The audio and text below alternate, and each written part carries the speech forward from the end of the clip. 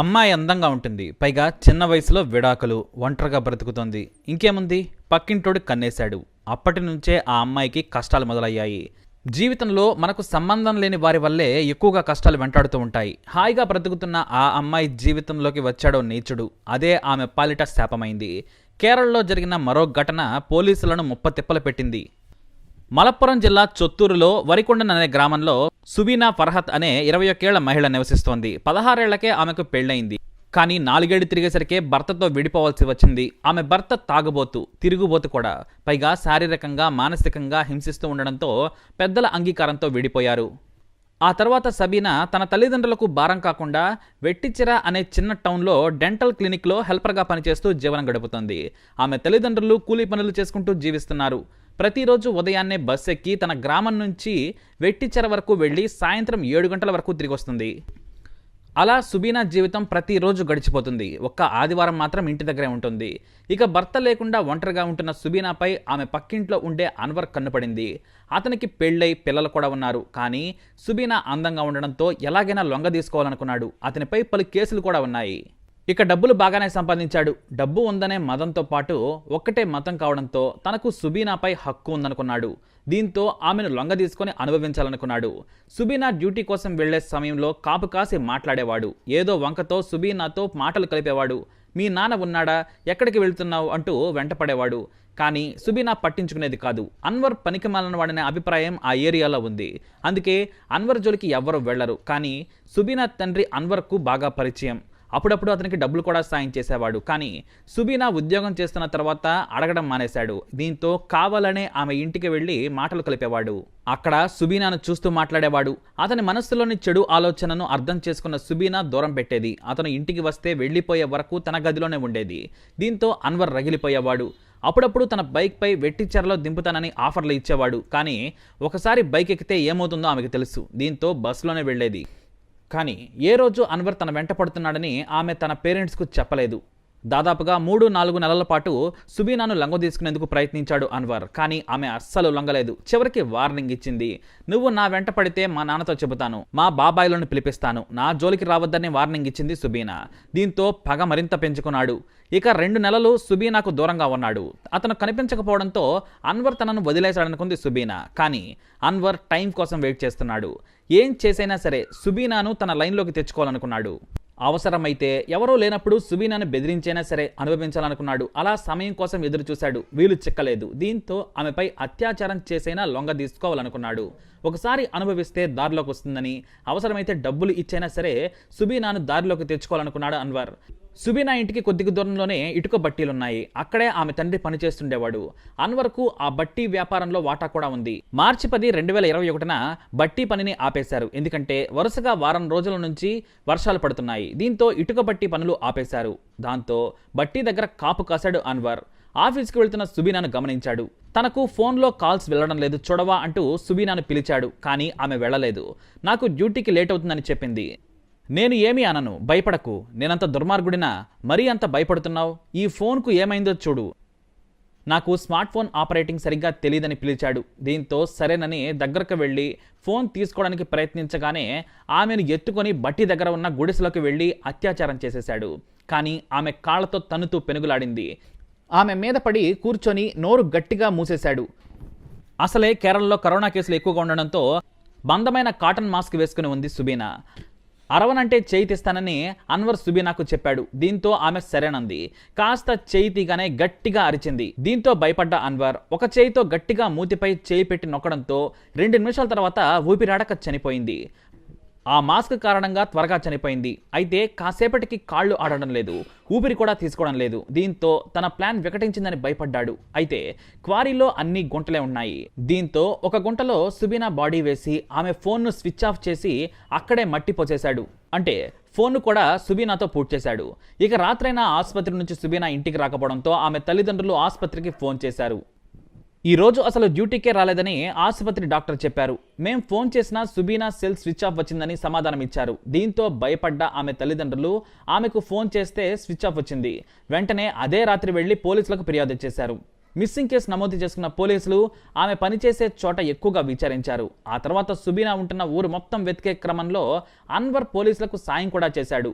ఇక చుట్టుపక్కల ఉన్న యువకులందరినీ విచారించారు. అందులో అన్వర్ పైనే పోలీసులకు ఎక్కువగా అనుమానం. ఆ ఊరిలో క్రిమినల్ కేసులున్న 16 మందిలో పక్కింట్లో ఉన్న అన్వర్ కూడా ఉన్నాడు. అతనే నేరస్తుడని పోలీసులు అనుమానించారు. కానీ ఆధారాలు లేవు. అతని ఫోన్పై నిఘా పెట్టారు. కానీ ఎక్కడా కూడా చిన్న క్లూ కూడా దొరకలేదు. ఇక సుబీనా కాల్ డేటాను చూసినా అంతా తెలిసిన వారే. పైగా మహిళలతోనే మాట్లాడినట్లు రికార్డ్స్లో ఉన్నాయి. అయితే పోలీసులకు ఒక చిన్న క్లూ దొరికింది. బస్టాప్ దగ్గర ఒక పెద్ద షాపు దగ్గర సీసీ కెమెరా ఉండడం గమనించారు పోలీసులు. సరిగ్గా బస్టాప్కు ఎదురుగానే ఆ షాపు ఉంది. ఆ షాపు సీసీటీవీ కెమెరాలను గమనించగా ఆ రోజున అసలు బస్టాప్కు రాలేదని గుర్తించారు పోలీసులు. అంతకుముందు ప్రతిరోజు ఉదయం 9 నుంచి 9:30 మధ్యలో బస్టాప్కు వచ్చినట్లు ఫుటేజ్లో గమనించారు. అంటే ఇంట్లో నుంచి వెళ్ళగానే మిస్ అయింది. ఇంటికి బస్టాప్కు 100 మీటర్ల దూరమే. మరి ఎలా వెళ్ళింది? వేరే మార్గాలు కూడా ఉన్నాయి. కానీ ఆఫీస్కు వెళ్లే బస్టాప్కు రావాలి. కానీ రాలేదు, కనిపించలేదు. ఆ తర్వాత సుబీనా పనిచేసే హాస్పిటల్లో ఫుటేజీని, ఆమె బస్ దిగిన దగ్గర నుంచి ఆసుపత్రికి వెళ్లే వరకు వందలాది సీసీ కెమెరాలను ఫుటేజీలను పరిశీలించారు పోలీసులు. ఎక్కడా కూడా ఆమె వెంట ఒక్క వ్యక్తి కూడా లేరు. ఆమెను ఫాలో అవుతున్నట్లు కూడా ఎలాంటి అనుమానితులు చిక్కలేదు. అప్పటికే వారం దాటింది. ప్రతిరోజు సుబీనా తల్లిదండ్రులు పోలీస్ స్టేషన్కు వచ్చి తమ కూతురు ఎక్కడైనా దొరికిందా అంటూ పోలీసులను బ్రతిమలాడటం మొదలుపెట్టారు. ఇక ప్రింట్ మీడియాలో స్థానికంగా సుబీనా మిస్సింగ్ కేసు పాపులర్ అయింది. అయితే ఇక్కడే చిన్న ట్విస్ట్ ఉంది. పోలీసులు అన్వర్ను అనుమానిస్తున్నామని సుబీనా పేరెంట్స్కు చెప్పారు. మీకేమైనా అనుమానం ఉందా అంటే వారు లేదని చెప్పారు. అన్వర్ మాతో బాగా ఉంటాడు, మాకు డబ్బులు కూడా సాయం చేశాడు, మంచి మనిషి అని చెప్పడంతో మొదట అన్వర్ను విచారించలేదు. ఇదే విషయాన్ని అన్వర్కు అమాయకంగా చెప్పారు సుబీనా పేరెంట్స్. పోలీసులు నిన్ను అనుమానిస్తున్నారు, కానీ నువ్వు మంచివాడవని చెప్పామని సుబీనా తండ్రి అతనికి హింట్ ఇచ్చాడు. దీంతో పోలీసులు పిలిచి విచారించినా నాకు ఏమీ తెలియదని, ఆ అమ్మాయి చాలా మంచిదని, నేను ఆమెతో సరిగ్గా మాట్లాడింది కూడా లేదంటూ పోలీసులను నమ్మించాడు అన్వర్. ఇక ఆమె బంధువులు, సన్నిహితులు, గ్రామంలోని వందలాది మందిని విచారించినా ఫలితం లేకుండా పోయింది. ఫోన్ సిగ్నల్ ఆమె ఇంటి దగ్గరే ఆగిపోయినట్లు సూచిస్తోంది. మొత్తానికి 10 రోజులైపోయింది. సుబీనా కేసును ఎటూ తేల్చలేకపోవడంతో ఎస్పీ నుంచి ఒత్తిడి మొదలైంది. మీ వల్ల కాకపోతే సిఐడికి అప్పగిస్తానని వార్నింగ్ ఇచ్చారు. ఎందుకంటే ఆయనకు పైనుంచి కూడా ఒత్తిడి ఉంది. దీంతో పోలీసులు విచారణను వేగవంతం చేసినా సరే ఒక్క చిన్న లూప్ హోల్ కూడా దొరకలేదు. ఇక మార్చి 20 రాత్రి సుబీనా గ్రామంలో కుంభ వర్షం కురిసింది. దీంతో అన్వర్ భయపడ్డాడు. వానకు శవం బయటకు వస్తుందా అని టెన్షన్ పడ్డాడు. తెల్లవారక ముందే వెళ్ళి సుబీనా పాతిపెట్టిన చోటును వెళ్ళి చూశాడు. పైన ఉన్న మట్టి మొత్తం కొట్టుకుపోయింది. సుబీనాను పాతిపెట్టిన గొయ్యి మీద నుంచి వరద వెళుతోంది. దీంతో మట్టి మొత్తం వరదకు కొట్టుకుని పోతుంది. దీంతో భయపడ్డాడు అన్వర్. అయితే సుబీనా శవం బయటపడితే తనను పోలీసులు అరెస్టు చేస్తారని భయపడ్డాడు అన్వర్. తనకు తానుగా మట్టి పోస్తే ఎవరైనా చూసి అనుమానిస్తారు. అలా కాదని సాయంత్రం వేళ జేసీబీ కావాలని తనకు తెలిసిన వ్యక్తికి ఫోన్ చేశాడు. ఇటుక బట్టీల దగ్గర చిన్న పనుంది, ఒక గొయ్యి పోడ్చాలి, వరదలకు కోత వస్తుందని చెప్పాడు అన్వర్. దీంతో సదరు జేసీబీ డ్రైవర్కు అనుమానం వచ్చింది. మామూలుగా ఏ ఇటుక బట్టీల దగ్గర ఇలా జేసీబీలతో గుంతలను పోడ్చరు. కానీ అన్వర్ ఫోన్ చేశాడంటే ఏదో డౌట్ వచ్చింది.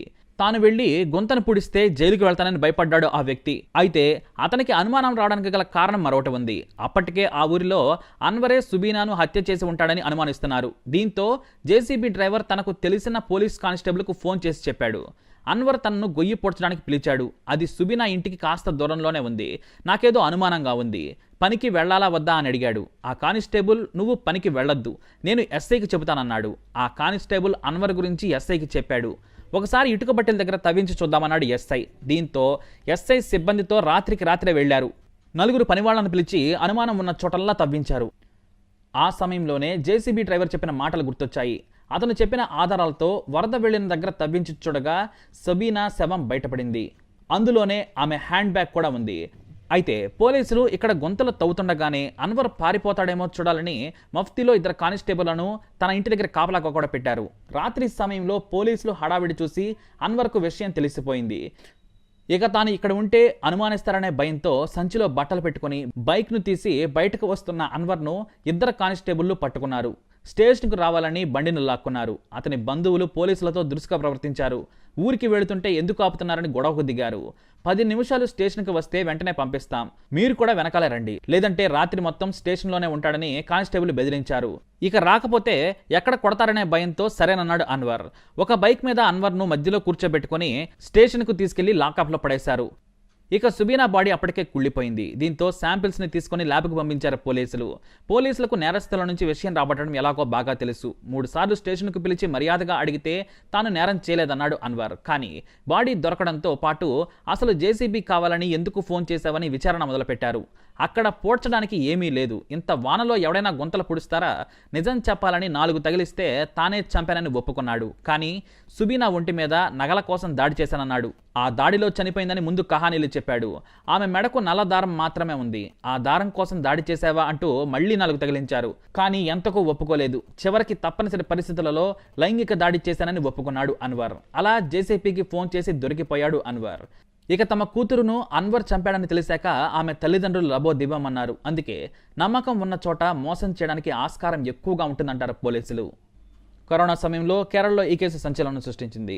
మరి సుబీనా కేసుపై మీరేమంటారో మీ అభిప్రాయం కూడా తప్పకుండా కమెంట్ ద్వారా తెలియజేయండి. అలాగే ఇలాంటి ఇన్ఫర్మేషన్స్ కోసం తప్పకుండా వీడియోని లైక్ చేయండి, షేర్ చేయండి, మా ఛానల్ని సబ్స్క్రైబ్ చేసుకోండి.